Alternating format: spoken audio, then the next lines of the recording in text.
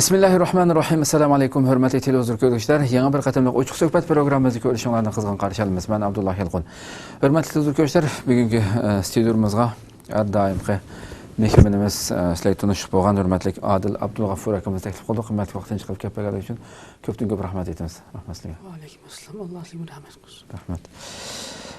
Qadrli qarindoshlar, bugungi suhbatimizning mazmuni bugun to'xtalmoqchi bo'lgan mavzu bo'lsa, yana shu Xitoy tajovuzchilarining vatanimizda qanchalik tajovuzchilik qilayotganligi, qanchalik xalqimizni ezayotganligi, shu oxirgi yillarda bo'libmi g'arbni keng doirada echish, xalqni boy qilamiz, dehqonlarni boy qilamiz, u bu deyotgan bu safsatlari eng kuchlik tashviqotda bo'lsin, mushaga yezilarga butun hammaga shu kadrlarni shahardagi nurg'un kadrlarni yeziga tushirib, bu yerda dehqonlarga yordam beryapmiz, uni qilyapmiz, buni qilyapmiz deb og'ziga tegmay bu tashviqotini elib berayotgan shu kunlarda bir qancha kun ilgari to'l bitta aylanib yurib shu bir nimani uchratib qoldim.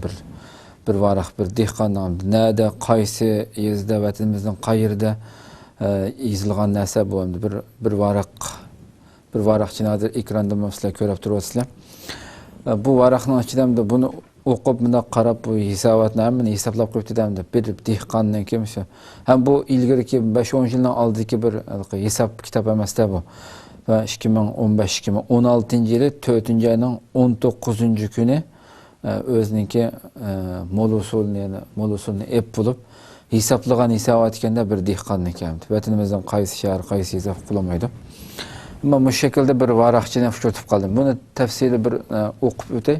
Uning keyin shuni ko'ramdi. Chunki biz bunda bir dehqonchilik qilib baxmadiki, men hayron qoldim. Bir qancha kishilardan so'radim, bu shunday ish bo'lamdi deb shuna desam, haqiqatan shunday ish deb dehqonchilik qilib terib baqqan, dehqonchilikni vatanda qilib baqqan cho'nglarimiz bu gapni bildirgan bo'ldi. Shu bilan adilligimizni taklif qilib o'zimni vatanda dehqonchilik bilan shug'ullanib baqqan bo'lgan ekan. Bu ahvolni biroz suhbatlashaylik deb chaqirdik. Bu nimada qog'oz yozilgan narsa 2015-yillik kuzlik bug'doy deb mavzu bilan umumiy ko'lam 5 mo salgan 5 mo'lik hamda ko'lam yatirgan yeri 5 mo'lik ekan. Salgan dasmi deb bu dehqon qarindoshimiz shunday yozibdi. Şu diğer hakkı 150 so'm deb yozibdi. Yani bu şu diğer hakkı bu şu yerini şu terilg'iga loyiq shaklda bir yer terishga tayyorlash bir haqqi ekanda hamda bu. Uning kendi bu yer haydash haqqi deb 220 so'm, o'g'it 170 so'm, bug'doy o'riqi 600 so'm, terish haqqi 100 so'm deb shunday hamma tafsili yozibdi bu qarindoshimiz. 2015-yili 10-oyning 1-kuni terildi dedimdi. 2016-yili 3-oyning 31-kuni o'g'it haqqi yana 510 so'mlik o'g'it haqqi ketibdi. 2016-yili. Boshda bir o'g'it 170 so'mlik terigan vaqtidagi bir o'g'itgan. Uning keyin 10-oyning 1-kuni teribdi. 2016-yili 3-oyning 31-kuni yana o'g'it 510 so'm. 3-oyning 31-kuni. 2016-yil 4-oyning 19-kuni. Bu o'g'itni qo'yiblanmasanga 4-oyning 1 degan bo'lsak, yana 19 kunda ekanlar, 20 kunda ekan, yana 110 so'mlik o'g'it qildi. 4-oyning 19-kuni. Kombayn haqqi 350 so'm. Daboji debdi, yana xalta qachalash haqqi bu. Buningga 200 so'm, suv haqqi 450 so'm, hasha 1000 so'm debdi. Bu yerdan hamda shu yerdan 5 mo'lik yerdan chiqqan bug'doy 40 xalta, ya'ni 2000 kilogram bug'doy yapti. 2 tonna, 2000 kilogram. Bu 2000 kilogramni 2 ko'ydan setdim. 1 kilosini 2 so'mdan setib, jami 4000 so'mga setdim. Sap kirgan kirimi 4000 so'm, jami chiqim yuqordiman deb o'tgan chiqimlarning hammasi 3860 so'm chiqim chiqibdi. Qilib qolgan foydasi 140 so'm ekan. Aqsiga rahmat deb yozib qo'yibdi. Ya buni ko'rib haqiqatan hamda inson hamda bir tinish yurganmay qolmaydi. Haqiqatan biz ba'zida kichik vaqtlarimizda bunday bir ishni ko'rib cho'nmadik. Uning keyin dehqonlarning haqiqatan qiyinchilikda bo'layotganligi ancha-muncha nima axborotlardan keyin chet elga chiqqandan keyin ko'rgan bo'ldik. Ammo bu darajada bugünkidek masalan dehqonlarni halliq saviyaga yetkazayotimiz, dehqonlar mandaq boyib ketdi, andaq boyib ketdi. Manchimo yerdan axborotlarga qarasak masalan har bir dehqonning bir yilda kirgan oilasi, kirgan kirimi manchik bo'ldi deb axborotga e'lon qilinayotgan bir mezgilda 2016-yil bo'lgan bir ishda endi bu bir dehqonning 5 mo yeri bor bir dehqonniki ailesidan chiqqan bir yil ishlab uning kendi natijasi 140 so'm bilan oyoqlashgan bo'lsa bu haqiqatan shunday ishmi, bunday ish bormi? Uning kendi bu agarda shunday bo'lsa bu dehqonning bir oilasida 5-6 jon bo'lsa ham bu sizdan so'raydiganim ya'ni har bir bu 5 mo ya degan har bir jonga nisbatan bo'lamdi oiladagi yoki bir oilaga 5-6 jonlik bir oilaning 5 mo yeri bo'lamdi. Buni sizdan so'rayman. Uning kendi bu shaklda bo'lsa u dehqon yil bo'yi nima yeydi, nima ichidi? Mushni bir ichib berganmizlar. Assalomu alaykum va rahmatullohi va barakatuh. Alaykum assalom. Bu xalqimizningki bu dehqonchilik, tirikchilik ishlaridagi bu ahvol ham bizga yangilik emas. Bunaqi bizning vatanimizda ham shu Ürümçide yoki Qashqar shahrida, Ürümçi shahrida yoki shunday cho'ng shahar markazi yashagan odamlar yoki shu Xitoy hokimiyati tarafidan shu davlat rahbarlari, davlat kadr qilib bekitilgan, saylangan shu kadrlik xizmat o'tayotgan shu odamlar yuqori tabiqiga buni bilmaydi. Shu bulug'i bu hayron qolarlik bir masalamdi. Jiqadan buni desam ishonmaydi, ammo vatanimizga %99% dehqon buni ham shunday biladi, ham shunday yashayapti. Misol shu 2014-15 yildan beri shu Turkiyaga mayli pasportsiz yenib kelgan qarindoshlarimizninki shularning to'lisi dehqon o'z zamonlarini bütün setib yenib kelganlik, shuning hammasi shuning ahvolliligini biladi. Bundan guvochim ketmaydigan masala. Endi buni bo'lib bir askartib qo'ygan ishmi shu shunday bir ahvolni chet elda cho'ng bo'lgan bo'libmi dunyoning har qaysi joylaridagi cho'nglar bilgan taqdirda masalan dehqonchilik qilib boqqanlar, dehqonchilik qilib boqmagan yoki shaharda cho'ng bo'lgan sil deganda yoki chet elda tug'ilib o'sgan farzandlarimiz, mishada cho'ng bo'lgan yoshlarimiz bu ahvolni hayotida bilmaydi bu masalani. Buni bir hisoblab chiqib 1 yil jafo tortib etizda ishlab chet elningki dehqonchiligining shunchalik osonligi hamma narsa mashinlashgan endi. Bu yerda bo'lsin, mayli Yevropada bo'lsin. Buni albatta farzandlarimizga Uyg'ur xalqininki, dehqonlarininki qaysi bir holatda yashayotganligini bu rasmiy hisob kitoblik hamda chiqargan narsa bizga beradi yozilgan bir dehqonning amaliy hayotidagi bir ishda hamda 2016-yil bo'lgan. Shu farzandlarimiz bo'libmi, yoshlarimiz chet elda shunday rahat farog'atda hamma narsa tal holatda yashayotgan yoshlarimiz o'z xalqininki qanday bir hayot yashayotganligini buni aytib ochiq oshkora ko'rsatadigan bir kartina bo'ldi. Xo'sh, davom qiling. Endi bu bizning dehqon xalqimizningki farzandlari asosan Xitoyningki yuqori tuvan maktablarda o'qiyotgan bo'lsa-mu, endi u chet elningki faqat o'yadiki o'qishdagi maqsad faqat dehqonlarimiz o'zining tatbiqotgan jafo mushaqqatini obdan bilgandikin bir ishchi, xizmatchi, bir kadr bo'lib qolamiki, mush ketmendan bir qutilib qolamiki deb o'qitdi bolalarni. Hargiz ma xalqarodagi boshqa davlatlar, boshqa odamlargidek undaq dunyoninki umumiylik cho'ng bir taraqqiyot masalalari yoki bu ilm fan, tabiiy va ijtimoiy fan sohasida favqulodda o'qib bir natija yaratib, bir kashf ijodiyat bilan insoniyatga bir tuhfa, bir madaniyat, bir yangilik yaratsin deydigan bunda ilm fan yükseklikte yoki bir siyosiy, bir iqtisodiy yükseklikte bunda favqulodda dunyoda bir tuhfa yaratsin, bir büsüş karakterlik bir yangilik paydo qilsin degan darajada bunda ong bilan o'qitmaydi. Demak, unday ong yo'q xalqimizda. Uning yo'q bo'lishi xalqda ayb emas. Endi o 60-70 yil bo'lib madaniyat inqilobidagi 20 yillik qirg'inchilikdimi xalqning shu qadarlik qasqonga dumligandek hech qanday davlat bilan xalqaro bilan aloqasini butun cheklab qavab boshqarib kelaylik. Endi undan keyin 80-yillardan beri ham biroz chet ellik berib kelgan ishlar ko'paygan bo'lsa-mu, asosan dehqonlar shu qanday qilsa qo'saqni bir boqamiz deb shuning g'amida Şu Manjunun zamanında ta hazırlık kağıcı şu kosak kıymetlam yaşayan bu milletninki dünyanın işlerden o kadar mahrum kalgan diken. Gerçi çetele çıkış pasport elip çetele çıksa bulungan bir ruhsatla berilgen bolsa mu uçakta iktisat bulmagan diken. Birinci onun iktisadi cık buluş gerek. İkinciden cinayet yani hükümet karşılaşmagan ya ictimai siyasiyetin hatalık sadır kılmagan buluş gerek.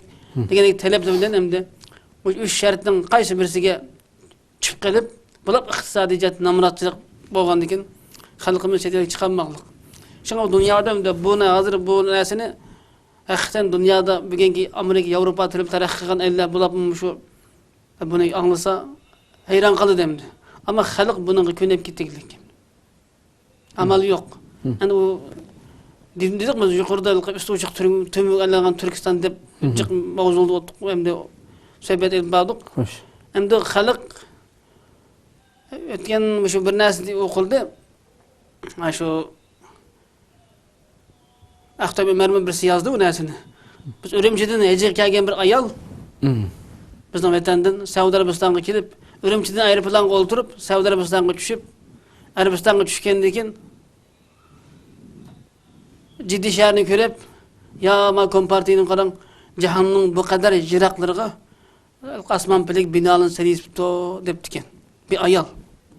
Bir ayal toğulup 70 yaş geçirip Hecigi vaqıda pul tepip neçe 10 balın çoğun qılıp nevçürü körep şu Xitayning zulmü çoğun bolgan ayal ma dünyada Xitay bir devlet Saudi Arabistan yani bir devlet şuningdek dünyada neçe 10 devlet var dünyada Xitay anı düşünmegen gep. Demek Saudi Arabistan'a düşüp ma kompartiya ma ciddi ma Saudi Mekke'nin jutulurğu mı mandak asman bilek ikiz binanın serisi to değilikmiş. Demek ki Saudi Arabistan Ürümçiden Saudi'ye gelişanlıkçı neçe 10 devletin besip kildi halığını dünyada o neçe yüzlügen devletin bağlığını asli bilmeylik. Asli o Xitay Uygur'unu besvağın emez. Adette Xitay'nın bir ayrım başka bir dünyadaki başka milletinin hemesinin özellik devletinin bağlığını bilmeylik halk. Yani bu şu kadar dünyanın işlerinden mahrum taşlanan bu halk yani özünün dinine, akidesine şu kadar sadık özünün bilgine yarışa. Hem de şu aşında Mekke'ye olan intilişi, Mekke'ye olan sevgisi, hem de şu bizden en önemli dini ocak beşi de baştan tatıp, hep bilemezsek yağıyla külge cicilabın bozu harip nüketip, Kur'an savadını çalıp bulup çıkırıp, aşında 5 vakit namaz, iman, itikat, Mekke, Harem, Peygamber degendek bu hakta nurgun kulun sohbetiga, ata-anasının kulundaki hikayelerine katlaşkanlık için jekadem okuyanmısı mı? Ya Uygurçadan, ya başka tilden, ya Kur'an okuyanmaydigan mınglıgan adamның, yani 5 vakit namaz okuydigan, şu Mekke bilen Mekke şeycigi bolgan sevgilileri, yani dini bolgan köz karışında hem de özünün halkı şey yaxşı demek. Halk şu derecede mahkum halet yaşagan bu toprakta. Hem de o derecede dünyada neçe 10 devletin bağlığını nurgun devletler, milletler öz aldığı nurgun uruşlarını elip verip öz aldığı musikal devlet koğalıqdaki bundaq bir işlerini bilmegen biçare halkninki o tegilemegenden başka nemesi var hem de şu Xitay nemi dese yani hazırkı deglik biz çoğun vaqt men 8-10 yaş vaqtlarımdaki anlaydigan gepim şu dehqonlardan bizning yurtlig'iligi Xitaylar yoki kelsa Xitayning er ayolları tayinlari kelsa ular pokiz kiyinib qo'lini keyni ketib bundoq kelgan ekan ularning bir rangilari tuman emas kiyimlari pokiz bizning odamlar hammasi put qo'llari yalangoq yoki shu chak yerilib ketgan atning eg'lida qo'tonning eg'illarida şu eg'ilida shu qig' to'playmiz deb etzeriqlarda shu put qo'limiz lay patqoq qig' hayvonotninki qig'lari ashunda shu maynet bo'lgan ekan bunda qarasak şu Xitayni körep bu dünyanı kapırlık berip gelmiş Allah o dünyanı bize berip diken şu bu dünyada nurluk biz ahiret nur bizim özümüz ahiret nur girişimiz nurluk buludu bu dünyada nurlu bu dünyada buluq berip diken biz bu dünyada qıjılış için kelgen bular bu dunyoda rohat qilish uchun kelgan degan narsani xalq ayni xuddi bir diniy shunda tushunib aytib ketaylik endi.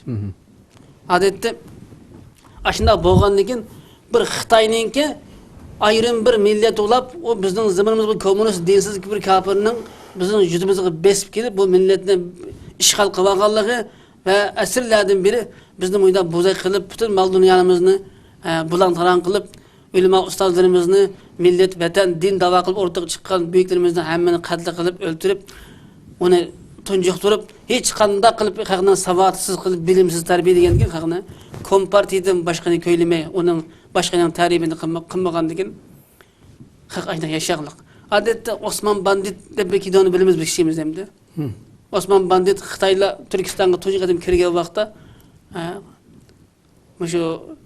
shu viloyat inqilobi bostirilib, ikkinchi qatimliq Sharq Turkiston Jumhuriyati eng oxiri Xitoyga taslim bo'lmay yoki chet elga qochmay, shuning eng oxiri quyruqi Xitoyga qarshi eng oxiri kurash qilib, ashunda tiz bikmay shahid bo'lib tugab ketgan bir odamninki bir qozoq bir Uyg'urlar bilan qozoqlar birlashib elib bergan Xitoyga qarshi bir turib kim inqilobchilarning harakati. Ay Osman Banditning kinosi desa, Osman Bandit o'zi beshiga salva jonliq yo'g'on tomoq kiygan, uchiga uzun o'rimyoqliq juvi kiygan, belini mekkan bog'lagan, qo'lga o'qiya yilqi qaramiltiqni olgan, minglagan ayda juvi kiygan, saqalliq ayda bilan boshlab Xitoyni haddab o'ttirayotgan, Xitoylar haddab ular etayotgan, qumli qilib bir-birini qo'g'lashib, jugurishib ketayotgan ayda kinoni ko'rib biz. Osman Bandit degan odam Xitoyning ashdan tutib o'ltasi ashdan qaqishilab ketib qolgan ko'rib. Lekin bilmayman hozircha. U Osman Bandit chima uch viloyat inqilobi hozir Xitoy tili bo'yicha Osman Bandit Xitoyni o'ltiribsa yig'lab ketgan. Aşı xenzolik iş çağırıp,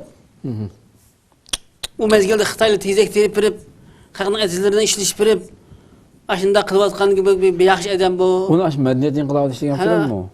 Yaxshi ushaq ishladi. Bu 80-yillardan boshlab bu kino qo'yilishga boshladi. 78dan boshlab. Ko'p qismli film. Yo'q, bir qismli film. 4 час film. Bak ko'p qism kino yo'q shu. Ya 8 час deb qo'yamiz, ya 4 час deb. 1 час deb qo'ydim. Ko'rinish, bir ko'rinish. Bir ayrim bir ko'rinish ham deb. 4 parcha bo'ladi bir kinoning filmdan ki umumiy qismi. Xo'sh. Shaqaliqi Milliy Juma deb bir kino chiqqan Zangzolniki. Bu Zangzolnimi aşı Tibetni işgal qilganda Xitoy aşı Milliy Juma deydigan bir Dalay Lamaningki shu Zangzolning cho'ng bir Buddhasninki cho'ng bir ayol qahramon o'rtaga chiqib Zangzolning boshlab Xitoyga qarshi shundaq shu Tibetda Xitoyning zulmiga qarshi, tajovuzga qarshi, ishg'olga qarshi ashuna harakat qilib o'tgan bir danglik ayol bor. Tibetlarning shunday. Mush ayolning shu kinoni bizga Milliy Jumaning kinosi desa şunu başına təsirini görürüm. Demek şu mustaq çıkan mihman deyimiz. Ondan keyin bu Qızılçıraq deb bir film çıktı. Ondan keyin bu Anarxanның kinosu çıktı. Ondan keyin bu hammasi shu bizning Anarxanның kinosu da Osman Qazi deydigan bir qazi var. Anarxan bu Xitoyning 8-chi armiya Xitoy askarlarini hozir kompartiyani qo'llab o'rta bilingan bir yoshlar bir turkum yoshlar. Endi o qurban degan shu Anarxonga ko'ygan. Endi Osman Qozi shu Anarxonga bu yo'g'on bir saqalliq bir yo'g'on bir shundan bir mubti ilmasi bo'lgan odam Anarxonni manjini xotinliqni nikoh olami deb qo'psa shunelqi bek satilqi hajbi nang salbiy tasvirlab hammasi yozma shu bizni qarlash uchun ishlangan film bu tarixda unda bo'lmagan bir ishni ay bizning xalqimizni izib shu qadar qirg'in qilgan filmni ishlab bersa biz shu bizning Uyg'urlar ya qozoqlar ya Uyg'urlar tarafidan shu o'ltirilgan Xitoy ta'tiliga ishimiz og'ib ketib filmda o'tab kino ko'rgan xalqlar yig'lab ketdik.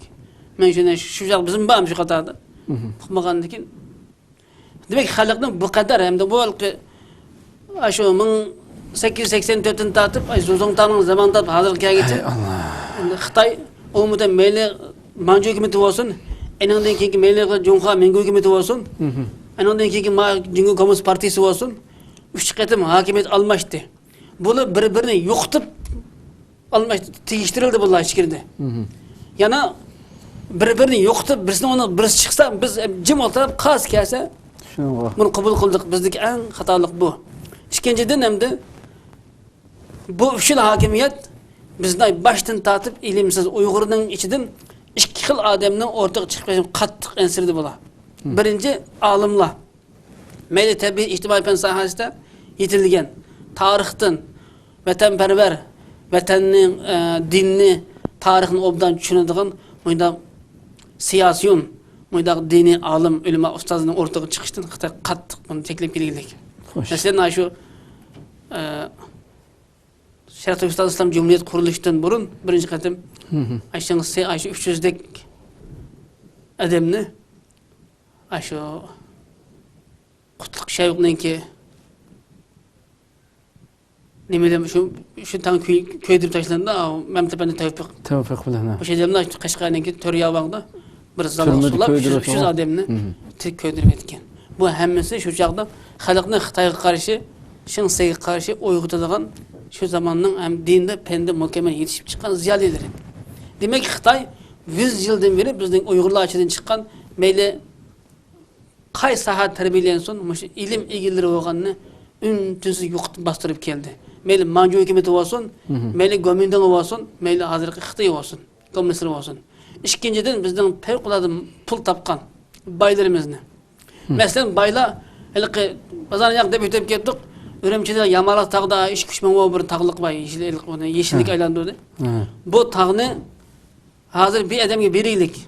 Bunun dası Rozaji deydiken. Bu Rozaji degan adam 1949 Xitoy armiyasi vatan kirgan vaqtda 20 ming Wang Jun degan kafir 20 ming askarni boshlab kelib chiqqan vatan shu chaqda Ürümçide Rozaji degan bu hacim 100 eg'iz öy bilan askarni qarshi yaptı ekan. Tacavuzcu 100 eg'iz o'yini bergan gap. Endi bu iqtisodini ya qo'g'dash uchun berdimi? Endi shu Urumchi xalqi hozirgacha shu odamni voy Ro'zajim aqchi ko'kchi deb uning shundoq atni minib mangdigan bo'lsa, uning quli tesvi, quli atning qamchisi shundoq taqvo odamdi, ayollarning ko'zini ochmaydigan, ko'zini yum mangadigan, eti ko'chada o'yinda bordi. Ay yalang'och muyda yalang'och ayolni ko'rib qolaman deb taqvo odam deydi. Bu qadar xalq ishongan, xalq cho'milgan taqvo odamlar Xitoy besib kelsa, xalqni qo'zg'ab Xitoyga nima ishsiz bu vatanda deb vatanni qo'g'dashning o'rniga yuzlarcha eg'iz o'yini berib Xitoyning askarlariga, ya'ni nurg'un xalqni tashkillab, uni sut qaymoq tuxumli bilan askarni qarshi olib oldiga tantana qilib chiqirliq. Shundoq odamlarningki saqali uzun, aqli qisqa, o'zi mashhur, ayndaq allaqachon qalbi siyosiy, e'tiqodiy, tavhid jihatdagi umumiy din tushunchasi o'lgan tirik murdi kabi odamlarningki tirik suratiga qarablam parish sifat ko'rinib ketib haqiqa shu odamning gaplarini ana bu qanday qildi shu odamlar ana balam egilgan bo'yni qilich kesmaydi akam kimlar yengang shu debdi ekan zamon sangbaqmi sen zamonga baq debdi ekan endi qayda qilamiz podshohning amri vojib deb bundan munofiq qancha gapni taqib bersa shuni alaydi hikmat maqoli temsil deb bilib shu gapninki mahkumligida bu ayndaq özümüzün buruqtuma alıttı bunu saqlab kelaylik. Yani bugün kende endi bu bugün ana bunu yazıptı hamda bugün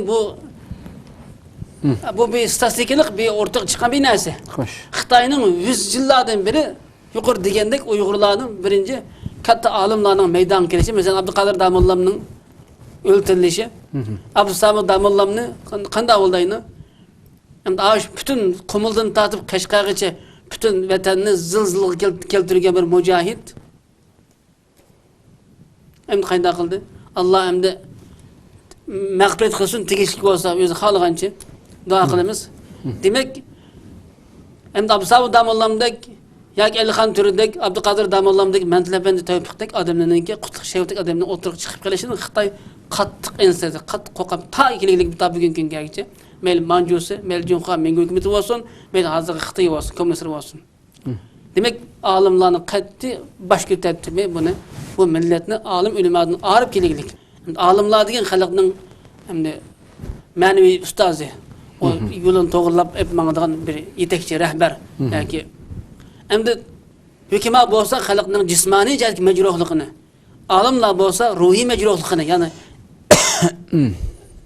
sakaytıp bunu davalap hep mağdağın bir ustazlarımız. Demek Xitay bunu aslında mühim düşüngen biz alimlerimiz. Ondan keyin bizning vatanni, millatni, do'stni, dushmanni, dinni, tavhidni, siyosetni, tarixni bizga mukammal o'rgatadigan olimlarimizni chiqib bosh kesib o'ltirib, yo'qitib turib tashlab qo'ygandan keyin bu xalq ta bugungi 100 yillik tarixda mushundaq aynan degandek Ürümchidan aeroplanga tushgan bu xotin Makka kelib ya ma kompartiyani qalang bu qadar katta binoni sayibsi maga degildik endi. Buningdan og'irg'ini bo'lmaydi. Bizda shunday bo'lgandik. Endi Xitoy bizni 100 yillardan beri bugün komünistlar texim bununla ilgiriki hakimiyetlerden qaraganda teximi çoğunqurlar bunun qo'l tiqdi. Endi hozir minglarcha, 100 minglarcha bizning o'smirlarimiz yuqori maktablarda hadeb o'qiyotgan bilan Mesela Nurbekir'nin tercümali, İsmail Kılvaldı'nın tercümali, Tümür Devamet'nin tercümali, bu kandak bola hemmesi tabii fen sahasında elektron kesbet okuğu adamlar. Tulusu. Bu tulus şundak. Hem bilim. Bunu fakat bunun da edebiyat okuğu adamlar, tarih, siyaset, edebiyat okuğu adamlar biraz İsmail Ahmet bilen nime hem de? Başta okuğu Allah. Seyyidin Aziz. Enondan keyinki mush İsmail Ahmet'le Seyyidin Aziz'den başlı keyin taxtga chiqqanning hammasi, reis bo'lganning hammasi faqat asli bu bir davlatning, bir millatning beshi bo'lgan odam, rahbar, reis bo'lgan odam degan o siyosetga, tarixga, jo'grafiyaga, bir millatshunaslikda dunyodagi umum millatlarning kelish manbasini tunishda mukammal yetishgan bir jo'grafiya degan umumiy jihatdan bir yetishgan bir odam bo'lish kerak. Tashkilotchilikda degandek. Ama bo'laligi fakat tabii ben sahasida fakat elektron kesiplerge yoki bunday boshqa bir ayrımını kesip o'qib, shunday alimetap o'qi adamlar. Apir buni qassobni navoiylikqa, navoiyni bir qassoblik deb qo'ygandek ish qilib qo'yaqliq. Ana bu adamlar Xitoy nima desa, hakimiyet boshqarish bunday ish o'xshaydi deb insanın fitrida huquq, shuhrat tam intildigan bir xarakter bo'lganlik to'xtab meni qilmayman mendan ma yaxshiroq qiladi meni ma imom eshikni o'tamayman men gachi bo'lganiga men yaxshi Qur'on yaxshi o'qiganmagan degan ma shu qadar go'zal o'qiydigan bir qari odam to'sa men bunu o'tmay meni demay hozirmi men 10 yil aram bildigan odamni hamma bir meshit imom qilib qo'yib Qur'onni yaxshi biladigan din yo'ldan tushunadigan hamma elit uni jamoat qilib qo'ygandan keyin shu yerlik maraq o'tgan Xitoyninki imamları bugün gündeki kinişik imamlar to'xtab mening bilganim bunchalik ma 10-15 o'qigan dinda men ya bir arabiy hep teknik adam men onu ma o'qisin namozni men qilmayman demay ayolga marhamatga izzat hurmatni huquqni Xitoyninki azil kaptir moddiy yordamini deb hammamiz iymonni setib marhamat o'tib o'zimizning ustozlarimizni o'zimizning jut ahli cho'nglarimizni yetilgan olimlarimizni atrofga tashlab qo'yib shunday tentak adamni kelib imom meshlik qilib marhamat o'taylik. Xuddi shuningdek hamda Abdulmurayinninki atalmış reis rehberleri her qaysi vilayet, nahiye, yazı qishloqlarninki cho'nglar bo'lmuş Xitoyning g'alchilarining hammasi ashundaq bir Uyg'ur savodi chiqqan, ya bir Xitoy savodi chiqqan. Ham qolganimiz nima o'qiding desa, ya tarix bilmaydi. To'g'ri. Hech kim bilmaydi. Apirplama obdan kiyindirib labli gilasin taqabli bir sen mening reisi, sen mening valisi, sen mening hokimi deb qo'ysa men bo'lsam bo'lgan o'shay deb apiriblar. Hammamiz bu xalqni qalaymikan boshqaruqliq. Demak bu qalbiy hokimiyat tutgan odam degan bir millatning, bir nahiyaning, bir viloyatning, bir yazı qishloqninki valisi, bir boshqaruv bo'lgan odam degan shu millatninki uning umumiy siyosiy, iqtisodiy, ma'arif, umumiy tarbiyaviy ishlari, shundaymi? Uning tijorat ishlari. Mesela bu yazıda qanchalik narsa kam, qanchalik narsani import eksport qilishimiz kerak degandek millatning umumiy iqtisodiy butun ma'arif ishlarida untinsiz buni boshqa turib buni umumiy gullantirib bunday bir beytish ma'arif jihatdan safa jihatdan safasini yuksaltirish uchun tinimsiz xizmat ko'rish qilish kerak, izlash kerak. Rahbar bo'lgan odamlar. Lekin bu rahbarlar hammasi uxlaydigan rahbarlar. Xitoy shundaqlarni tanlab qo'yaqliq. Demak emdilqi demek bu milletning boshqa odamning qarasa ma bo'lmaydigani o'zini odam emasmi deylik. Ular bir Aşı Xitaydan öte adamni apırıp qo'yib, aşı Nurbekir deganlar, aşı Minkuxan degan gap Xitoycha o'rgangan, Uyg'urcha o'qimay, tunji qilib anasidan ayrilibla, esliga kirib, Xitoycha o'qigan odamlar aşı hammasi. Ana mishallar ma o'tgan yili berig'lik qilqi, ma davlatning raisi berib, "Assalomu alaykum" desa, "Niho" deb javob berdi-ku. Aşı anladık. Xo'sh. To'g'rimi? Endi aya Uyg'ur ekan deb berib, "Assalomu alaykum" desa, "Niho" deylik. Endi şoňa bu milletning baş qo'g'uchilari bu millet idora qiladigan bo'lgandan keyin ham deganmi Uyg'urningki umumatan arasida huquqnishlik, mayli siyosiy jihatdan, mayli fan, mayli din jihatdan To'g'ri, haqiqatan huquqnishlik bo'lgan har qanday odamning bo'lib beshini kesib buni to'g'ri. Söz demay yo'qitib keldi. Ikkinchidan iqtisod masalasi hamda. Endi har qanday bir ulug' var g'oyani o'rta qo'yish uchun bir tashkilot qurish uchun, masalan Payg'ambar alayhisolam hayotini aytsaqmi, Payg'ambar alayhisolamda shu qadar bilim, şu kadar danalık, hikmet, Kur'an, Allah'tan nazı bulup turvatkan, şu kadar kattı bir peygamber. Her bir işlerini Allah kontrol edip durdukan. Peygamber fakat askeri koşun ve peygamberler ki iqtisat bulmaganlık Mekke'den çıketti. Fakat Medine'ye nime geldi? Koşun topladı. Ve at Allah'ı bilen kural yarak toplayıp gelip Mekke'yi fetih kıldı. De bir yerde her kandak bir gaye nişan, onunki merkezi gövdesi olsa, onun kanıtı siyaset, sol kanat iqtisat. Yani on kanat askeri güç, sol kanat iqtisat. Bu iki naz bulmasa, kuş iki kanat buluşamagandak, bu ulug' var g'oyani parvoz qildirish uchun, buni runaq topqish uchun, buni yuksaltirish uchun, buni intihoga yetkazish uchun iqtisod bilan askeri kuch bo'lmaydiganligi haqiqat. Endi Xitoy, endi bizning har qachon olim ulamolarimizga, siyosiy yo'llarimizga, tarixchilarimizga, adab shoirlarga ama şundak vatanperver, dinperver, şundak yolbaşı, rehber ziyalerimizle ergeşip, millet baş götürüp kalmasın, millet doğru bir yolu bilen, doğru bir alim ilması, doğru bir siyasi rehber yetekçisinin ki, çakar bilen bizge karşı çıkıp kapkaz, biz makasını bastıramayız. Xitay bana Allah kaçan biz Xitay bunu Xitay oylap yeteklik. Şimdi tarihten beri bizdenki alim ilmalarımızın baş götürdüğümü bütçet kılıp yoktup, andan baylarımızda fakat Ömer Baydek ya bazı baylar var azı Rozacı Baydek ana bütün baylarını Xitayga hediye kıldıqlarını onu tebriklep ondan onun gibi kızıl latın boyuna kesip yap onu mükafatlap anda bu pulunu Xitayga vermey. Bu pulunu milletin Uygur halkının maarifini onun bütün maddi manevi medeniyet umumi yükseliş taraflarga ijtimoiy taraflarga bunu işiltip milletine bir yükseldiriş, güllendiriş, taraqqiy qildirish için degan adamning iqtisodini hammani Xitoy ön-tinsiz bulab keliglik. Demak, Xitoy bizni birinchi qatim olim ulamadan mutlaq arif keliglik, ikkinchisi bizni butun shu pul tepib, pulni to'g'ri yo'lga, ya'ni ummatning, millatning, dinning, vatanning to'g'ri bir manfaatiga ishiltishni orzu qilgan baylarimizni Xitoy baş ko'tartmay buning bayligini talon-taroj qilib, musodara qilib keliglik. Endi hozir bizim vatanda bizning alim ulamo degan tushunchimizda Qur'on savodi bo'lsa, qori bo'lsa, 5-10 baş kitap o'qigan bo'lsa, Qur'onni bir tarjima qilsa, bir tafsir qila olsa, shu mavzuni oshirib qolsak, qilsa, biz shuni alim deb bilaylik. Endi Xitoy yana bu Qur'on savodi babi alim ulamo bo'lsa, siyosat bilan, din bilan, hokimiyat bilan kari yo'q adamlar buning deb Xitoy undan xotirjam bo'laqliq. Endi bugungi Xitoy shunga bugungi kunda alim ulamo bilan bay so'zgar tijoratchilarimizning, karxonchilarimizning baş ko'tartmay bizni bu qadar buxtumi holatda nadan va savodsiz, ilimsiz, ayda jahil holat qoldirib bugungi kunda bu holatga ekliglik. Endi shunga bugungi kunda buni biz hayron qolsakmi, deyishdik ana 5 moyaga umumatan 1 yil bo'yicha 10-oyda tergan bug'doy, 6-oyda o'raydi. Hech bir chiqaman tilolmaydi. Şu dehqon bechora 10-oydan tatib ta kelar yili 6-7-oyga shu 5 moydan aqsiz yuriydi. Yana aqsiz yuriydi, ketgan chiqim o'zining chiqimidan hisoblabdi, oilaning chiqimidan. Ya ketgan chiqimidan. O'zining go'ngini. Masalan, hozir bir madiga kun 5 kun ishlasa, miyat 50 lira ishlaydi. Eng az o'g'il vaqtda. Vatanda 80 biz bog'i 80 ko'p ishlaydi Xitoy puliga. Masalan, bir dehqonniki şu 1 mo buğdayını terip, 5 mo buğdayını terip, orduğa vaqtça 8 ay vaqt ketadi.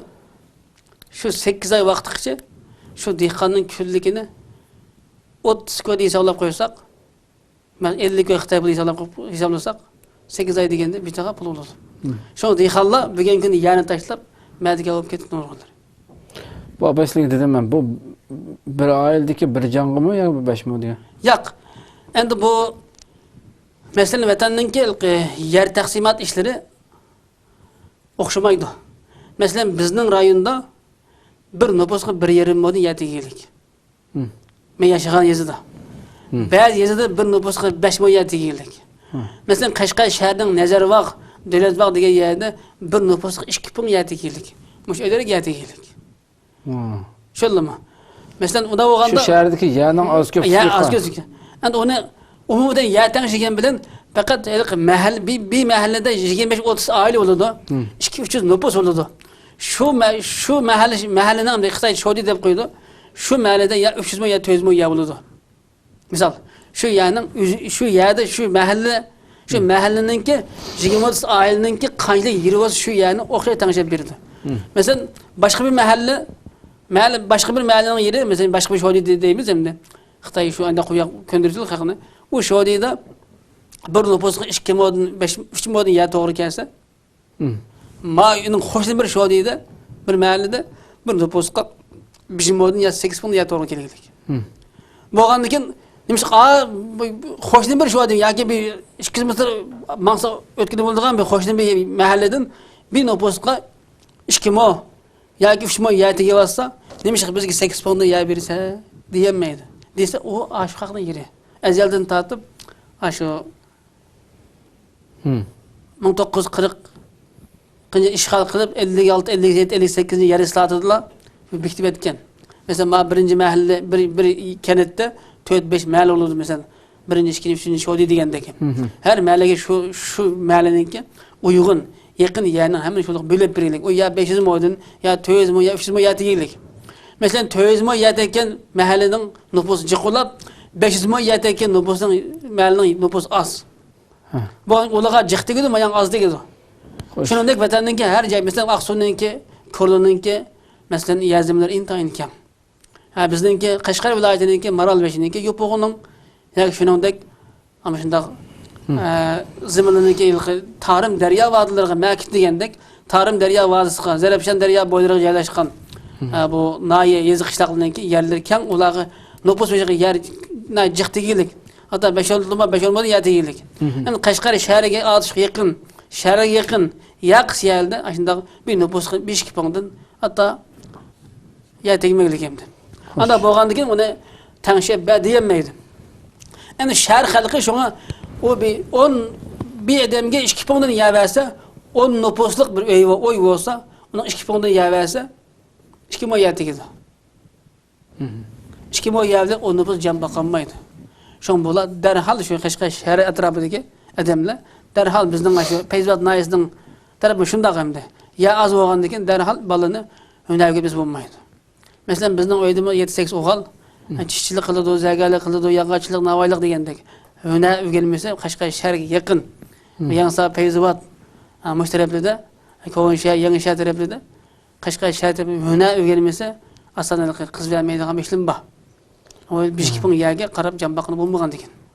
Hoş. Şoňa bu yer taksimat meselesi her kenetden okşamaydı. Mesela hem de hazır bayatını dep etdiler bu 5 moy ýerni 10-njy aýda teridi buğday hemde. 11-nji aýynyň ahyrky teridi. Bu 5 moy ýerge umumy aşu buğdaýny terip oğut umumy bütün su haqqy, bütün eşya bu haqq bolup hemmesi 5 moy ýerge 3800 ama 3860 son pul ketdi. 4000 görsat. 4000. Endi bu buğdaýny bir ýyl işlep aşağıda. Mesela o 5 moy ýer bizim terip bolanmaýdy. 5 moy ýerniň hem de az bolsa en az bir şey edem bolmasa havan aldığı vaqt buğdaýny usydyğı wagtda, otaydığı wagtda, teridiği wagtda degендek onunğa 2-3 edem ketdi. Ay biçarla aşu 10-njy aýdan tatyp 2-nji 6-njy aýgaça şundamy? 8 ay. Aş 5 moy ýany aksy jüridi. 8 ay jüridi. Şoň halyk nime üçin Uýgurlar nime üçin ýer zemin öý bakyn taşlap mädege olap gitip bardy degen bak Xitoynyň maksaty bu asly. Ay bir yıl yani sizin başına ömle jürse tapkan pulunun tayını bulmagan diken.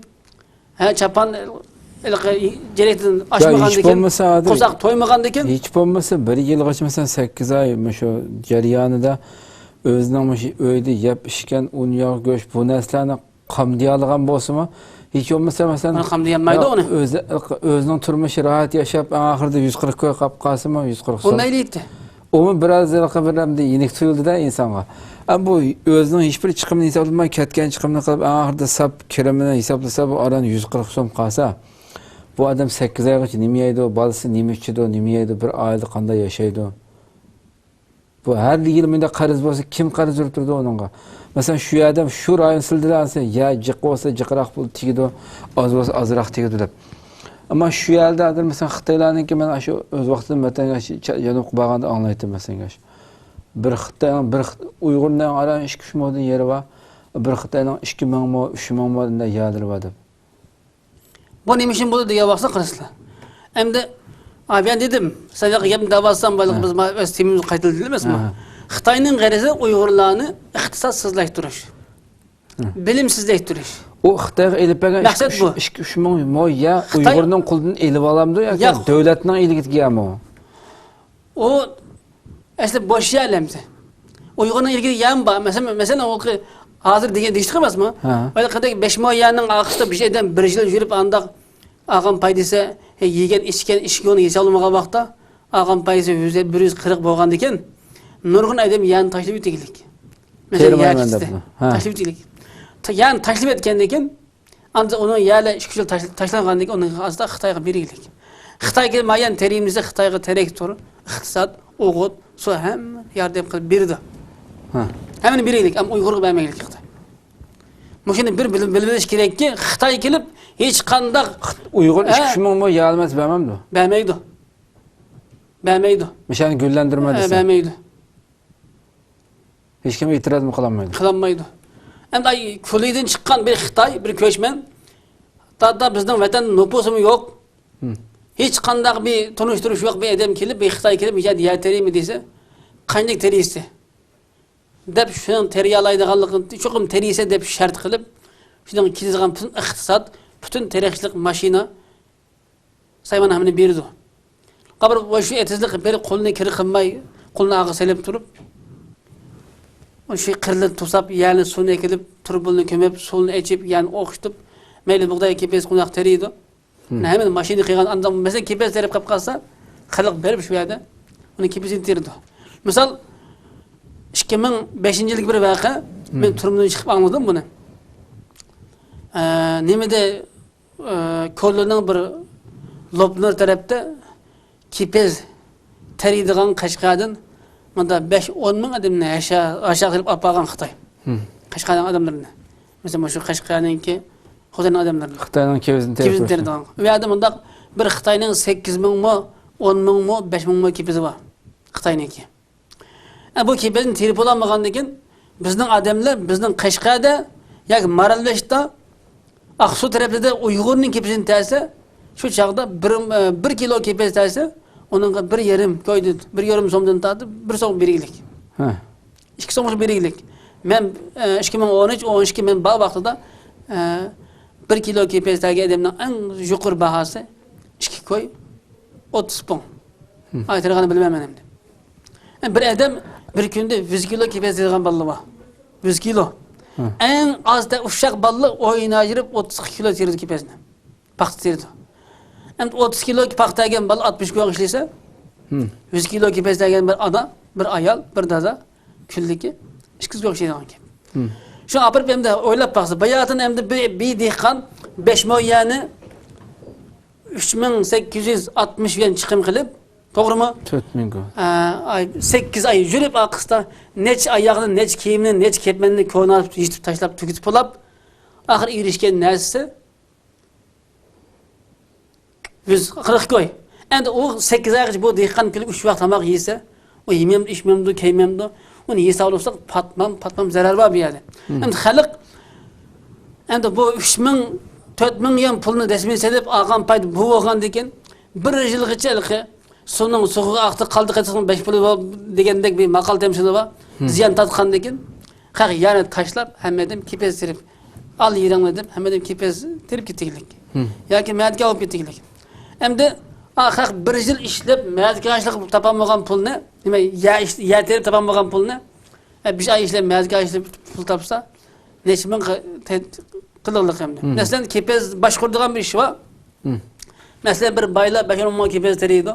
Kipezden ana sıldık bizdeki adamını apırıp ya kipez 50 başkurmen ya 100 başkurmen deyimiz hem de. Ya 50 ya 100 kipez başkurma deydi. Şu adam şu kipe 50 ya mor 80 koy başkurdu. Ya 100 koy ya 120 koy başkurdu. Ay kipez başkurdaginden otap su koyup aşına tirdiği vakti pariş kıpırışını bir aydan başkurup durdu. Anda aydan anın gözü halkın yeriga her gün bir çögülep yap soku yaplar. 5. ayda 4. ayda basa ya başka okuna. 8. ayda 20 kiloda 4 ay turdu. 5 min 6 min 20 kiloda nakla. Çünkü halk bütün Xitayning kipsini terdiğen, Xitayning yerini terdiğen bu ketiklik. Xitayning yerini bütün edin merdiga qilib Şun bunu halk ma biçare halk bunu his qilib bulanmaydı. His qilganlarımı bunun nima uchun deb bunun raddiya inkas bildirib bulanmay.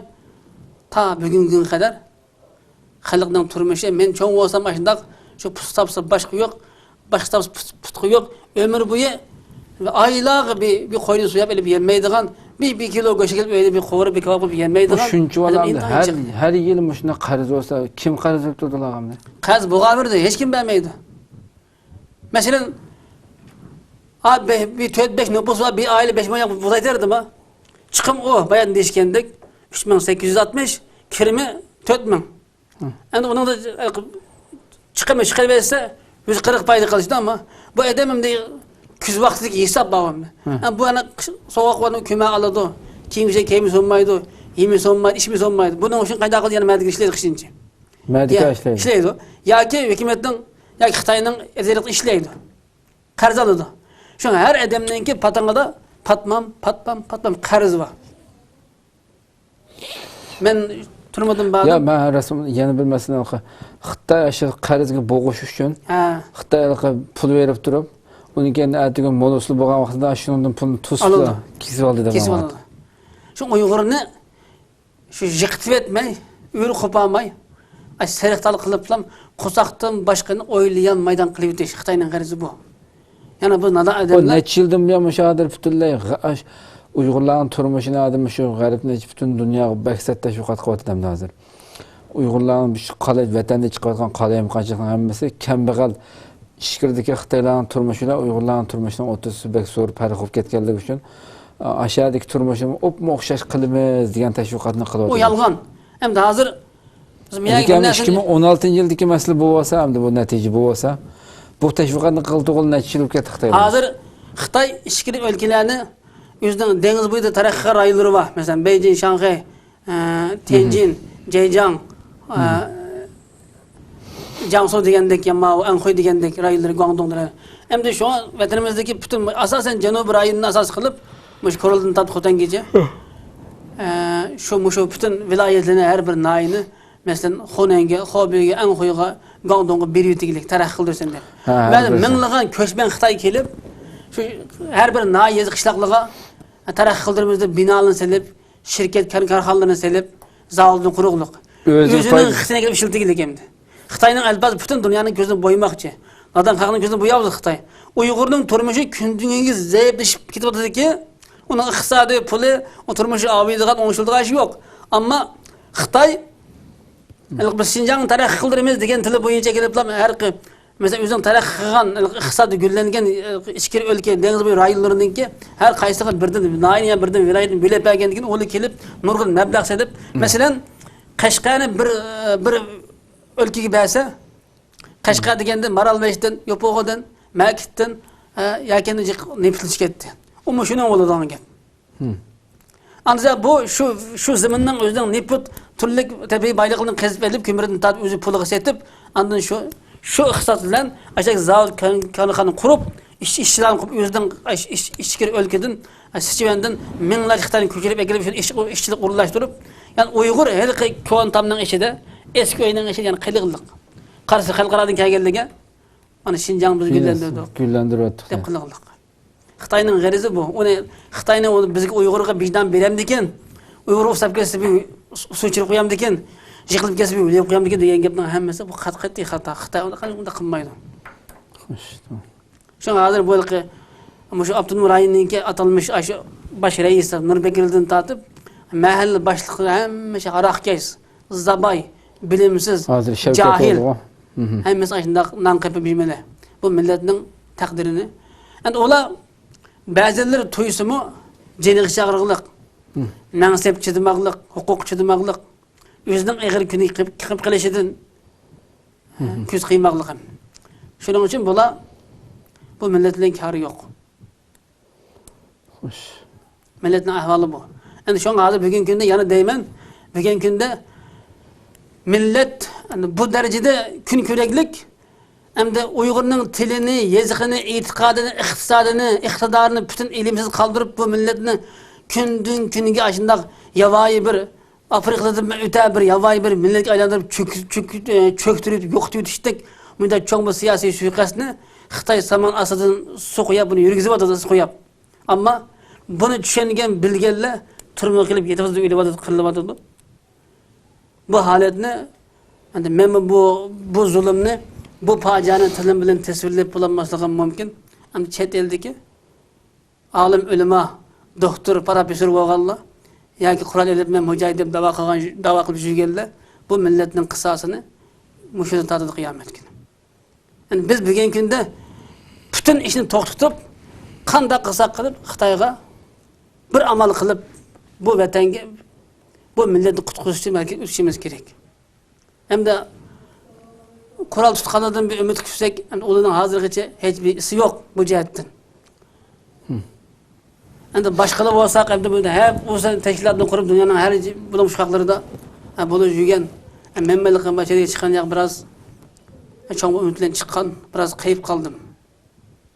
Allah bir çıkış yol bire, bu milletin bugünkü milletin davasını kılıp yürüp, milletin mücahitlerini hüdüle yürüp, milletin davasını kılıp yürüp, müşahede hatırcım, İsil Dağış öylerde uxlavat kallah. Bundan kandak bir vicdan, kandak bir gurur, kandak bir kalip ki hem de Allah yüz bilsin. Biz ahir gün üstü de hazır. Allah saklasın işgalip Allah bir diğerlerdeki işler için işlek. Hayır inşallah vakit münasebetine vaktimiz toşup kaldı. Yani bir katılmak sohbette başka bir noktada toxtalarımız inşallah. Rahmetler. Hürmetli huzurkörüşler, şuna kalıp bugünkü sohbetimiz müşahede ahırlaştı. İnşallah yeni bir katılmak programımızı görüşeceğiz. Cenab-ı Allah tapşırımız. Esselamu Aleyküm ve Rahmetullahi Teala ve Berekatuhu.